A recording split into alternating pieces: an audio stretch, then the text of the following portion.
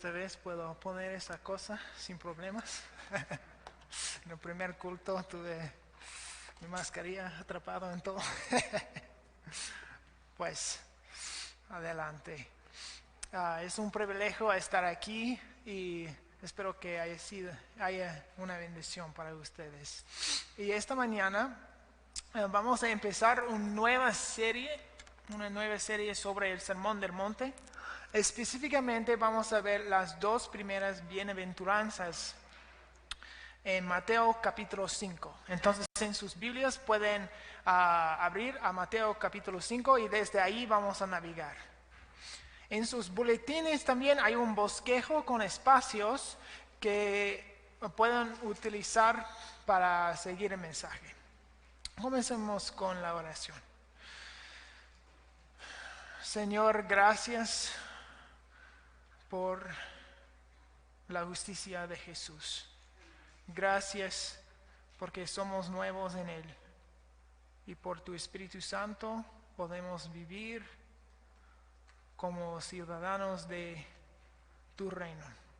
Ayúdanos a glorificarte con nuestras vidas. Y Señor, te pido que me ayudes a comunicar con claridad tu palabra esta mañana para tu gloria. Y pido todo eso en el nombre de nuestro Salvador Jesús. Amén. Pues, antes de empezar con las bienaventuranzas, quiero darles un poco de contexto. Primero, muchos han notado que hay una diferencia entre el relato de Lucas en capítulo 6 y Mateo capítulo 5 de las bienaventuranzas y más todo el Sermón del Monte. Y algunos dicen que hay una contradicción ahí entre los dos, pero las diferencias no significan que Mateo ni Lucas escribieron mal las palabras de Jesús. En los dos primeros versículos del relato de Mateo y de Lucas encontramos unas pistas para entender esa dificultad. En Mateo capítulo 5, en el griego, literalmente, Mateo escribió que Jesús les enseñaba, pero no dice que Él les enseñó. Del mismo modo, en Lucas capítulo 6, versículo 20, literalmente Jesús dice que Jesús decía, pero no dice que Jesús dijo. Entonces es más probable que Jesús estuviera enseñando a lo largo del día o con mucho más detalle que tenemos, o menos más detalle que lo que tenemos en Lucas y Mateo. Así que el dicho sermón no fue exactamente una prédica, sino enseñanzas. Y eso habría sido muy normal, porque así enseñaban los rabinos de antaño. Después, Lucas relató una enseñanza y Mateo otra, o ambos escribieron un resumen de las enseñanzas. Juan, en su evangelio, tampoco incluyó todos los detalles en su libro. Él escribió en el final capítulo del evangelio de Juan, en capítulo 21, versículo 25, Jesús hizo también muchas otras cosas, tantas que si se escribiera cada una de ellas, pienso que los libros escritos no cabrían en el mundo entero. Entonces, las intenciones de los autores de los evangelios no eran meramente registrar eventos. En cambio, tuvieron un plan para su libro y tenían que ser selectivos en lo que incluyeron. Por eso podemos confiar en lo que es escrito aquí en el relato de Mateo. Además, necesitamos entender cómo conecta el Sermón del Monte con todo el libro de Mateo. El énfasis de Mateo en su libro es en el reino de los cielos. De hecho, él escribió como 50 veces, más que 50 veces, sobre el reino. Y cuando Mateo se refiere al reino de los cielos, quiere decir el reino de Dios. No hay una diferencia entre los dos. No hay una diferencia. Mateo escribió en su libro a judíos y por eso no utilizó mucho la palabra de Dios. Eso es porque los judíos ellos querían tener mucho respeto para el nombre de Dios. En cambio, Lucas escribió a griegos y por eso simplemente puso el reino de Dios. Entonces, los judíos a veces usaban ideas conectadas para hablar de Dios. Como en mi país usamos un lugar, Washington, D.C., para hablar del gobierno. Decimos, por ejemplo, Washington mandó tal cosa, pero obviamente la ciudad no hizo nada, sino el gobierno. Aquí, en Mateo, el reino de los cielos se refiere al reino de Dios. En el primer capítulo de Mateo encontramos que Jesús es el rey del reino de Dios. Entonces, por eso, durante esa serie, necesitamos tener ojos abiertos para ver qué Jesús está enseñándonos sobre su reino. Al mismo tiempo, debemos entender cómo conecta el Sermón del Monte con el mensaje de Jesús. En capítulo 4 de Mateo hay 2 versículos que nos ayudan a entender la esencia del mensaje que Jesús predicaba. Primero, el mensaje de Jesús contiene buenas nuevas. Mateo capítulo 4 versículo 23 dice: Jesús recorría toda Galilea enseñando en las sinagogas, anunciando las buenas nuevas del reino y sanando toda enfermedad y dolencia entre la gente. Entonces, dentro del Sermón del Monte, durante toda esta serie, vamos a encontrar buenas noticias. Segundo, el mensaje de Jesús nos demanda una respuesta de arrepentimiento. Mira, Mateo capítulo 4, versículo 17, dice así: Desde entonces comenzó Jesús a predicar: Arrepiéntanse porque el reino de los cielos está cerca. Entonces, en el Sermón del Monte, Jesús nos llama al arrepentimiento. Arrepentirse significa cambiarse la mente. Es abandonar las mentiras y hechos del pecado y seguir a Dios. Arrepentimiento es como eso. Debe manifestar o debe ser un cambio en dirección en mi vida. Es como girar a la otra dirección, a Dios. En Gálatas 5, 19 y 20 dice: Las obras de la naturaleza pecaminosa se conocen bien: inmoralidad sexual, impureza, libertinaje, idolatría y brujería, odio, discordia, celos, arrebatos de ira, rivalidades, disensiones, sectarismos y envidia, borracheras, orgías y otras cosas parecidas. Les advierto ahora, como antes lo hice, que los que practican, la palabra clave, los que practican tales cosas no heredarán el reino de Dios. Escuchen bien, hermanos. Los que practican el pecado no heredarán el reino de Dios.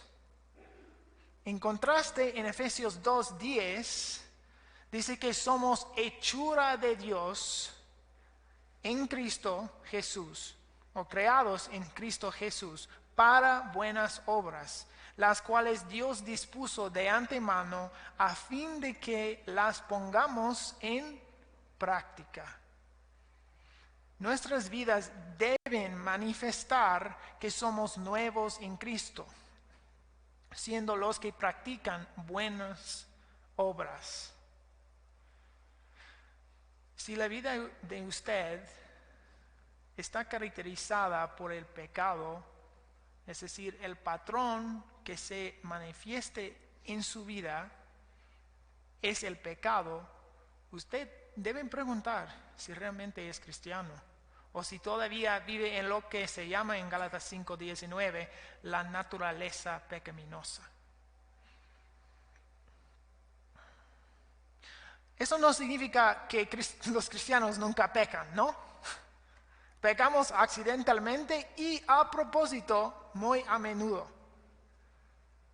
Pero la diferencia está en lo que practicamos. Antes practicábamos el pecado. Solíamos planear y disfrutar del pecado regularmente. Pero ahora luchamos con el pecado. Y en el poder de Dios trabajamos duro para practicar el bien. Planificamos y disfrutamos hacer el bien. Muchas veces pecamos, pero no es nuestra práctica. Dos cosas para el pasaje de hoy. Cuando leemos el pasaje de hoy, debemos evitar el libertinaje. Mira el final parte del Sermón del Monte en Mateo capítulo 7, 24 a 27. Por tanto, todo el que me oye estas palabras y las pone en práctica es como un hombre prudente que construyó su casa sobre la roca. Cayeron las lluvias, crecieron los ríos y soplaron los vientos y azotaron aquella casa. Con todo, la casa no se derrumbó porque estaba cimentada sobre la roca. Pero todo el que me oye estas palabras y no las pone en práctica es como un hombre insensato que construyó su casa sobre la arena. Cayeron las lluvias, crecieron los ríos, soplaron los vientos y azotaron aquella casa. Esta se derrumbó y grande fue su ruina. Si la vida de usted no está cimentada en Cristo, habrá un problema. Debemos ordenar nuestras vidas de acuerdo con las palabras de Jesús. Construye tu vida sobre la roca. ¿Quién es Jesús? No tengan en poco lo que van a escuchar hoy. Las consecuencias de no hacerse caso son eternamente graves. Igualmente, cuando leemos el pasaje de hoy, debemos evitar el legalismo. Las bienaventuranzas no son una lista de leyes para ganar la entrada al reino de Dios. En cambio, las bienaventuranzas son las características que los ciudadanos del reino han recibido por gracia, no por obras. Son los frutos de la nueva identidad que tenemos en Cristo. Y de acuerdo, Lutero escribió: Cristo no dice nada en este sermón sobre cómo volverse cristianos, sino solamente sobre las obras y el fruto que nadie puede tener a menos que ya sea cristiano y se encuentre en estado de gracia. En las bienaventuranzas aprendemos de cuál es el carácter de los ciudadanos del reino de Dios. Por lo tanto, las bienaventuranzas nos causan examinarnos a ver si realmente somos cristianos. Si tenemos las características de los ciudadanos del reino. 2 Corintios 13, 5 dice: examínense para ver si están en la fe. Pruébense a sí mismos.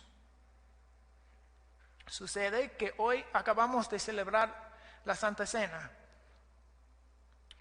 Y sobre eso Pablo escribió en 1 Corintios 11, 27 y 29.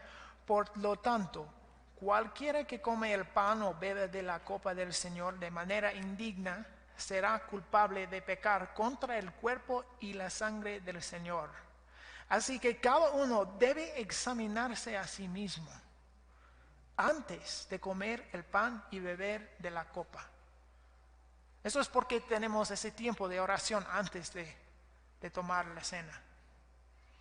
Porque él, continúa, que come y bebe sin discernir el cuerpo, come y bebe su propia condena. Así que, hermanos, debemos examinarnos a nosotros mismos. Cuando miro mi vida, necesito encontrar los frutos del Espíritu Santo presentes en ella. Porque si Dios ha puesto su Espíritu en mí, voy a vivir diferente. Si soy diferente en Cristo, voy a vivir como Cristo. Es la obra de Dios, no es yo más religioso que el otro, no. Es Dios trabajando en mí. Como dijo el Señor más adelante en su sermón, en Mateo capítulo 7, somos como árboles que dan fruto. Él dijo, por sus frutos los conocerán. ¿Qué tipo de árbol es usted? Es una pregunta dura, ¿no? Pero debemos que preguntarnos. Si realmente es cristiano, serán buenos frutos en su vida. Ahora, quiero dirigirles al texto de hoy. Por favor, abran sus Biblias a Mateo capítulo 5, si no ya tienen, versículo 1 al 4. Leamos la palabra de Dios. Cuando vio a las multitudes, subió a la ladera de una montaña y se sentó. Sus discípulos se le acercaron y tomando él la palabra, comenzó a enseñarles diciendo, dichosos los pobres en espíritu, porque el reino de los cielos les pertenece. Dichosos los que lloran, porque serán consolados. La primera cosa que he notado aquí es que la enseñanza de Jesús suena loca. Realmente suena loca. Jesús no dijo que los más espirituales heredarán el reino, sino los menos espirituales. ¿Cómo es posible que sea mejor ser pobre espiritualmente que rico espiritualmente? ¿No sería mejor tener buenos méritos? Además, parece que Jesús dijo que los que lloran están felices. Dichosos los que lloran. Estoy muy feliz cuando lloro, ¿no? ¿Cómo puede ser? Pues, ¿qué significa el término dichoso?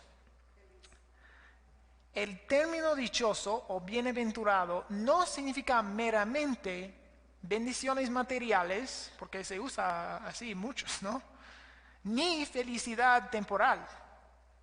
R.C. Sproul, el famoso teólogo reformado, escribió, ese tipo de bienaventuranza penetra en la cámara más profunda de nuestra alma y la vence con una sensación de dulzura, deleite, satisfacción y contentamiento que no conoce límites. En Jeremías 17, versículos 7 y 8, el profeta compara ese tipo de bendición con un árbol fructuoso y saludable. Es una descripción de alguien que depende de Dios en todo, como un árbol depende del agua. Dice, bendito el hombre que confía en el Señor y pone su confianza en Él. Será como un árbol plantado junto al agua, que extiende sus raíces hacia la corriente. No teme que llegue el calor. Sus hojas están siempre verdes. En época de sequía no se angustia y nunca deja de dar fruto. Ser dichoso es un gozo, seguridad y satisfacción que solo se encuentran en una relación de confianza en y dependencia de el Señor, Dios. Volviendo al versículo 3. Dichosos los pobres en espíritu. La primera característica de los ciudadanos del reino es que son pobres espiritualmente. Pero como ya he dicho, eso suena loco. ¿Qué significa ser pobre en espíritu? Me parece que tal vez es mejor empezar con lo que no significa la pobreza espiritual. Primero, Jesús no se está refiriendo simplemente a la pobreza material. Apocalipsis 13:16 dice que muchos, incluyendo ricos y pobres, recibirán la marca de la bestia. Y en Apocalipsis 14, versículos 9 al 11, dice que, y ahí aprendemos que los que reciban la marca irán al infierno para siempre. Todos los que recibirán la marca irán al infierno para siempre. Así que ni la pobreza ni las riquezas nos aseguran la entrada al reino de Dios. Tampoco Jesús no se refiere simplemente a la humildad, aunque sí, la humildad sí conecta. La Biblia dice que Moisés era más humilde que cualquier otro sobre la tierra, en Números 12:3.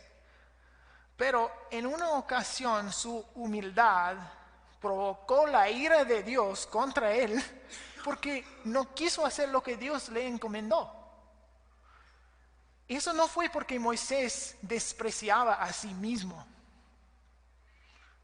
sino que porque él despreciaba al Señor. Ser tímido o tener una personalidad tranquila no lo hace a uno humilde. La verdadera humildad debe producir confianza y dependencia del Señor majestuoso. Y esta dependencia de Dios es lo que nos lleva a entender la pobreza espiritual. Un comentarista escribió: en griego hay 3 términos que se traducen pobre, pero el que se emplea aquí es el que describe la condición más desesperante, la absoluta destitución. Así que la pobreza espiritual es una pobreza desesperante, es destitución espiritual. La pobreza espiritual es no tener ningún mérito ni un poco de justicia en sí mismo. Así está escrito en Romanos capítulo 3, versículos 10 al 18. No hay un solo justo, ni siquiera uno. No hay nadie que entienda, nadie que busque a Dios. Todos se han descarriado, a una se han corrompido. No hay nadie que haga lo bueno, no hay un solo. Su garganta es un sepulcro de abierto, con su lengua profieren engaños, veneno de víbora hay en sus labios, llena está su boca de maldiciones y de amargura, veloces son sus pies para ir a derramar sangre, dejan ruina y miseria en sus caminos y no conocen la senda de la paz. No hay temor de Dios delante de sus ojos. Es el estado de toda la humanidad. Por lo tanto, Romanos 3:20, nadie será justificado en presencia de Dios por hacer las obras que exige la ley. ¿Y por qué? Romanos 3:23, pues todos han pecado y están privados de la gloria de Dios. Nadie quiere a Dios, nadie hace lo bueno. En el banco de la justicia no tenemos ni una cuenta. Por eso, la entrada al reino de Dios está cerrada para nosotros. Pecadores no pueden gozarse en la presencia del Señor, primero, porque pecadores no quieren gozarse en la presencia del Señor. Pero además, Dios en su santa perfección no acepta pecadores en su presencia. Pero espero que no termina aquí, ¿no? No hay esperanza. Porque dijo Jesús que los pobres en espíritu heredarán el reino de Dios. Porque los pobres en espíritu, por la gracia de Dios y por la convicción del Espíritu Santo, saben que no tienen ni un poco de justicia en sí mismo y por lo tanto confían completamente en la justicia de Jesús. Porque han abandonado la idea que tienen sus propias riquezas espirituales, reciben las riquezas espirituales de Cristo. Dependen de Dios para todo. Isaías 61:10 dice, y ya cantamos, ¿no? Me deleito mucho en el Señor, me regocijo en mi Dios, porque Él me vistió con ropas de salvación y me cubrió con el manto de la justicia. Soy semejante a un novio que luce su diadema, a una novia adornada con sus joyas. Ven que dice que Dios me vistió y Dios me cubrió con el manto de la justicia. Justificación es la obra de Dios. Nosotros no tenemos la ropa de la justicia. Somos desnudos y llenos de pecado. Somos cubiertos de vergüenza. Necesitamos la justicia que solamente podemos recibir por fe en Cristo. Necesitamos que Jesús nos vista con el manto de la justicia, su justicia. Somos justificados por fe en la obra de Jesús en la cruz, no por nuestras obras. Escribió el apóstol Pablo sobre sus méritos espirituales en Filipenses 3, versículo 8 al 9. Y aún más, yo estimo como perdida todas las cosas en vista del incomparable valor de conocer a Cristo Jesús, mi Señor, por quien lo he perdido todo y lo considero como basura a fin de ganar a Cristo y ser hallado en Él, no teniendo mi propia justicia derivada de la ley, sino la que es por fe en Cristo. La justicia que procede de Dios sobre la base de la fe. Cuidado de confiar en tu propia justicia. ¿Usted sabe por qué muchos israelitas no pudieron ser salvos? Porque confiaban en su justicia en vez de confiar en la justicia de Dios. Romanos 10, versículos 3 y 4 dice de ellos: no conociendo la justicia que proviene de Dios y procurando establecer la suya propia, no se sometieron a la justicia de Dios. De hecho, Cristo es el fin de la ley para que todo el que cree recibe la justicia.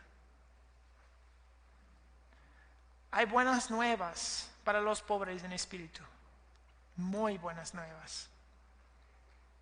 Pueden recibir la justicia de Dios por fe en Cristo Jesús. Pon tu confianza en el Señor.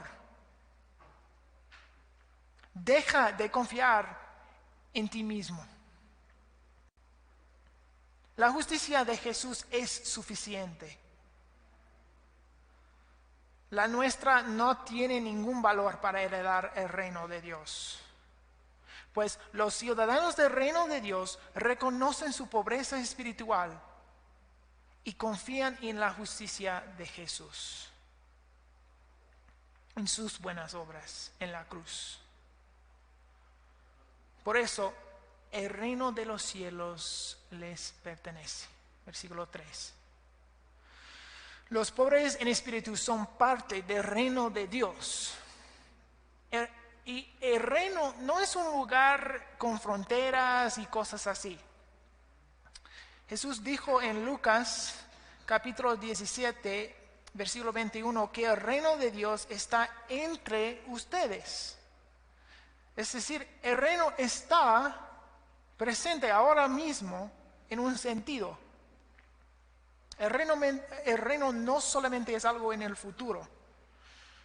Como cristianos, nosotros somos ciudadanos del reino de Dios ahora, porque Jesús es nuestro Señor ahora.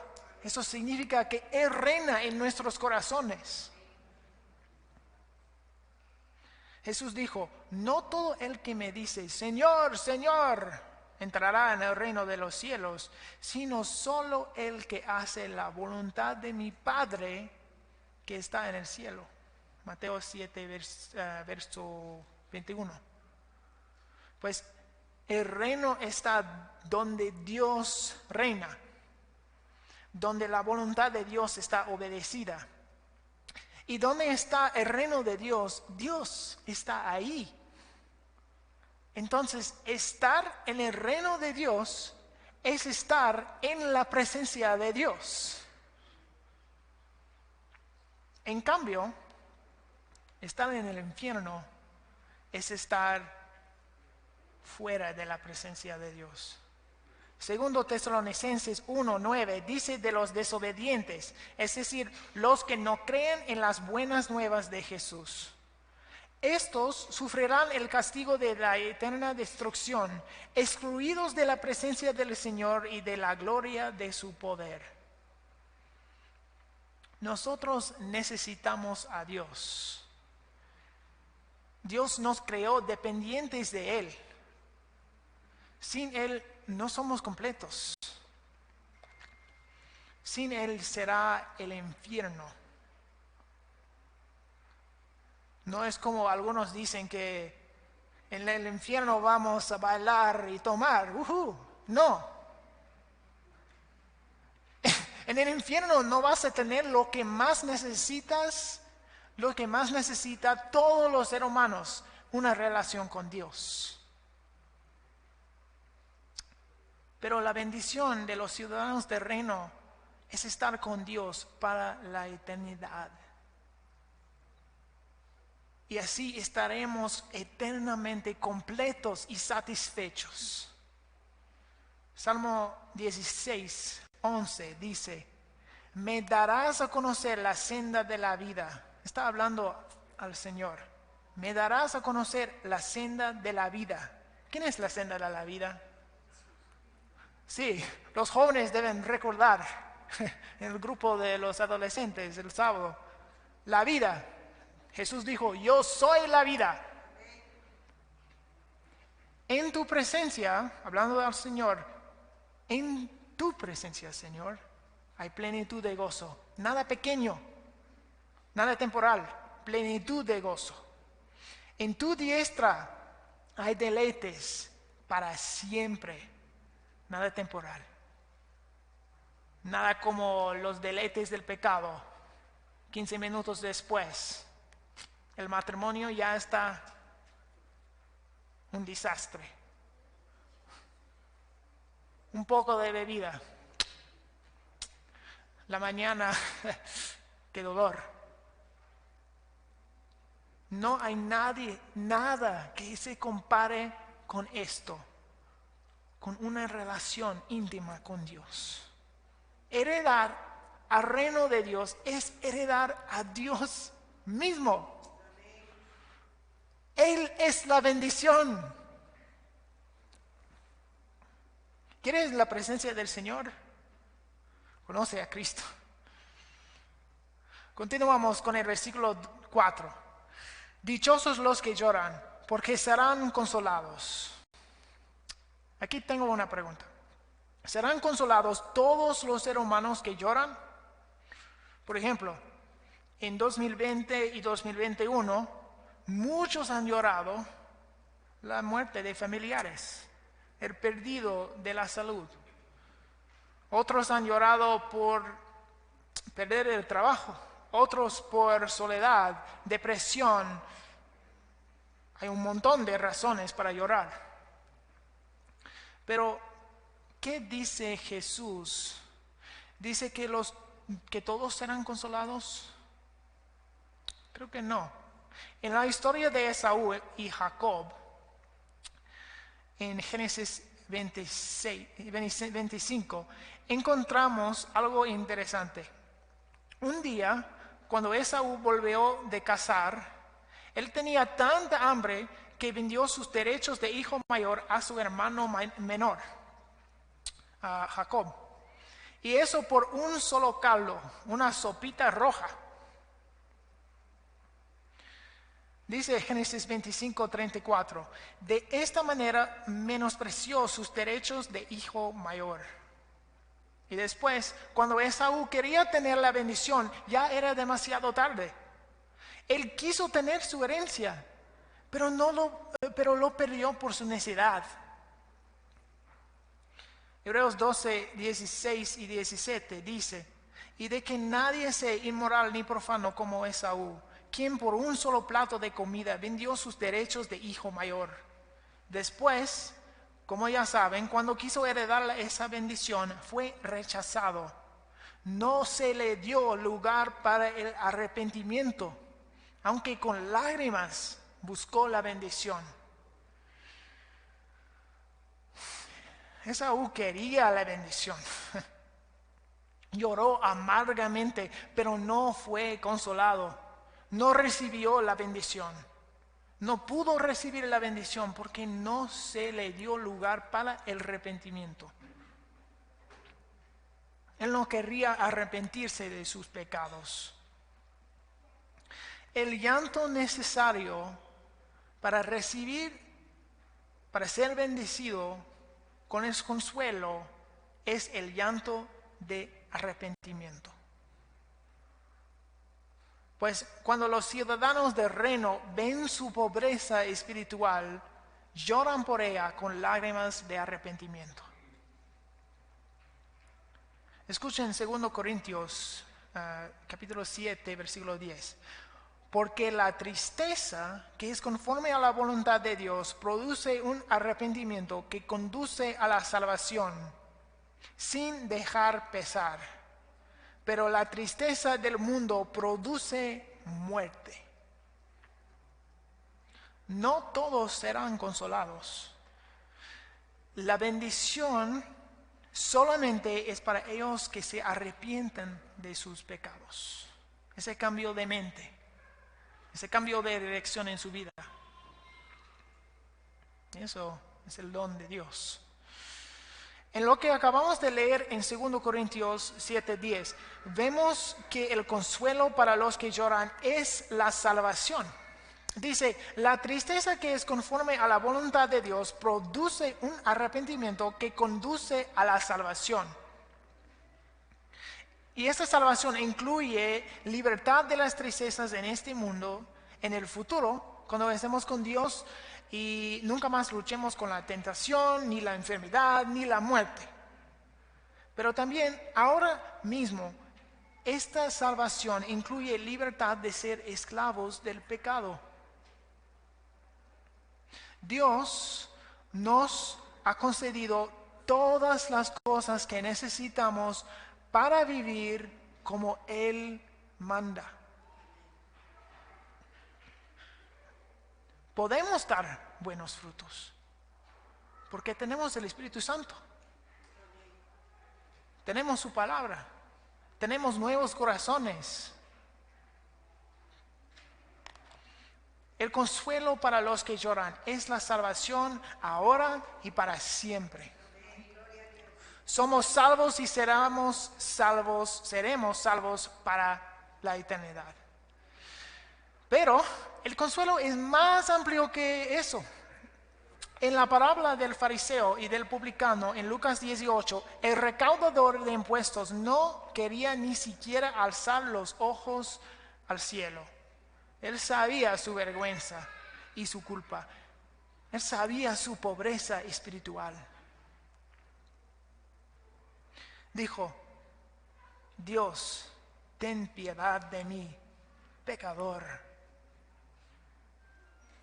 ¿Cuántos han orado eso? Muchos, creo. Yo muchas veces. Dios, ten piedad de mí, ten misericordia de mí, soy pecador. Ese hombre lloró lágrimas de arrepentimiento y por lo tanto recibió el consuelo que más anhelan los que lloran por sus pecados: el perdón, la justificación. Jesús dijo que éste descendió a su casa justificado. ¡Qué consuelo! Pero el fariseo, él confiaba en sí mismo como justo. Pensaba que era rico espiritualmente. No se le dio lugar para el arrepentimiento. Y por eso no fue justificado, sino que permaneció condenado.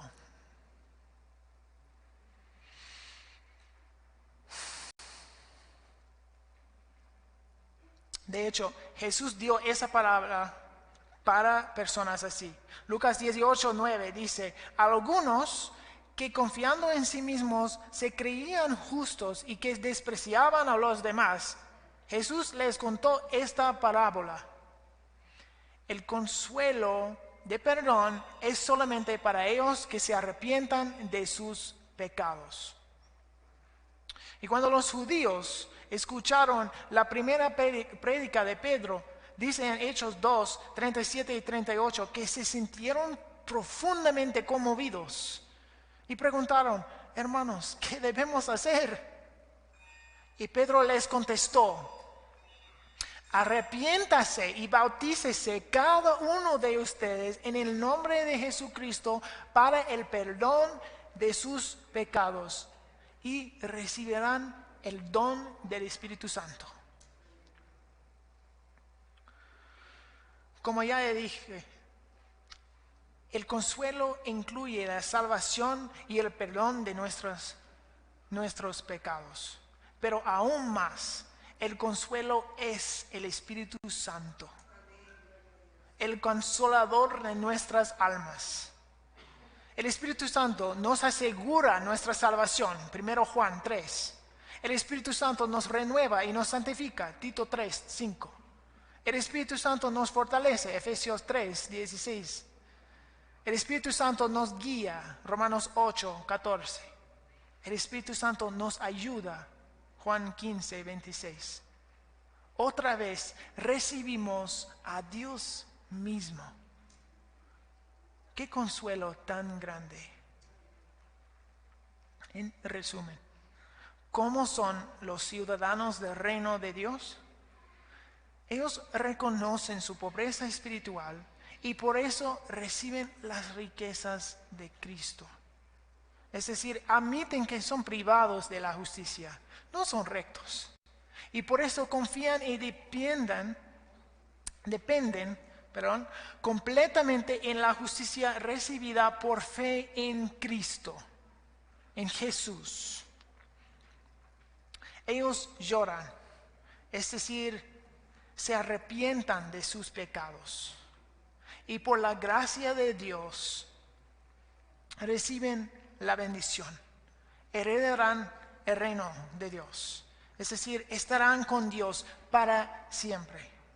Heredarán a Dios mismo. Además, ellos son y serán salvos. Son perdonados. Y en este momento, ahora mismo, tienen la presencia de Dios dentro de ellos. Y no pueden perderlo, el Espíritu Santo. Querido hermano y hermana, ¿ves esas características en tu vida? Espero que sí. Y podemos, con la profeta Isaías creo, ¿sí?, decir: me deleito mucho en el Señor, me regocijo en mi Dios, porque Él me vistió con ropas de salvación y me cubrió con el manto de la justicia. Tenemos el Espíritu Santo, tenemos el poder para vivir como Dios manda, para glorificar a Él. Podemos vivir como imágenes de Dios. Gloria a Dios. Pero si no vemos estas características, Jesús te llama a arrepentimiento. Arrepiéntanse, porque el reino de los cielos está cerca. Deja tus pecados y tu confianza en ti mismo. Confía en la justicia de Jesús, la justicia perfecta de Jesús. Dichosos los pobres en espíritu, porque el reino de los cielos les pertenece. Dichosos los que lloran, porque serán consolados. Amén. Oremos. Señor, te damos gloria y honra por la obra de Cristo en la cruz. Gracias por salvarnos. Gracias por vestirnos en la justicia de Cristo.